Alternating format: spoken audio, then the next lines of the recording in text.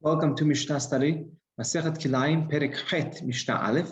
Over here in this Perek, we're going to move on to speak about Kilayim, mostly of animals, right? And we're going to speak about different types of animals, what's allowed, what's not allowed.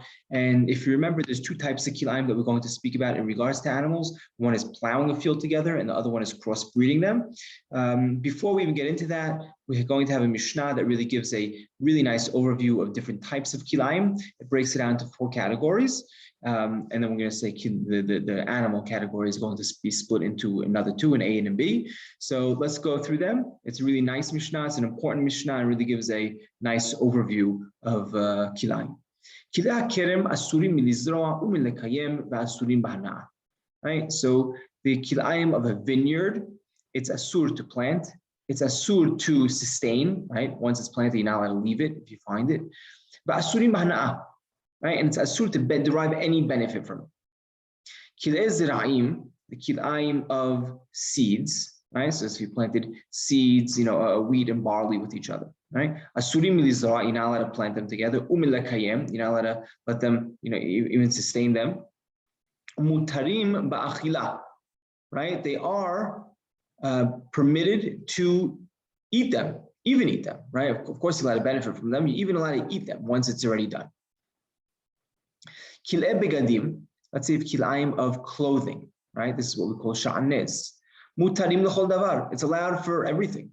Ve'enam asurim ela min lilbosh. The only thing you're not allowed to do is you're not allowed to wear them, right? You can knit them, you could weave them, you could sell them, you could derive benefit from them. You're just not allowed to wear them. Right? That's the only thing when it comes to kilayim of begadim, of clothing. Kilei behema, kilayim of an animal. Mutarim legadel ulkayem, right? You're allowed to be megadel them, right? You're allowed to, raise them. You're allowed to keep them. The only thing that's prohibited is to crossbreed them. Right, and Rambam explains over here, it's not just crossbreeding is not putting them in the same pen. Right, and Rambam says over here, crossbreeding is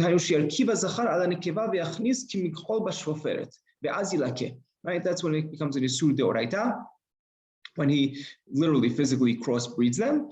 That's the only thing that's asur when it comes to kilei behema.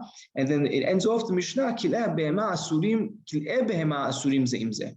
Right, the kilayim of a behema is also asur with one another. Right, so Rambam explains over here that if you have an animal that's already a crossbreed, right, so you have a mule, a female and a male, right? So the mule itself is a crossbreed between a horse and a donkey, right? And now you take the female and you take the male and you try to crossbreed those two. You're not allowed to do that either, right? The kilayim, right, itself, you're not allowed to crossbreed with another type of kilayim.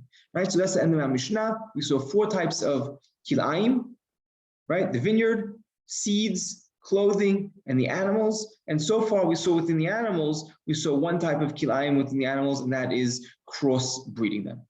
In the next Mishnah, we're going to see an additional type of kilayim in regards to animals as well.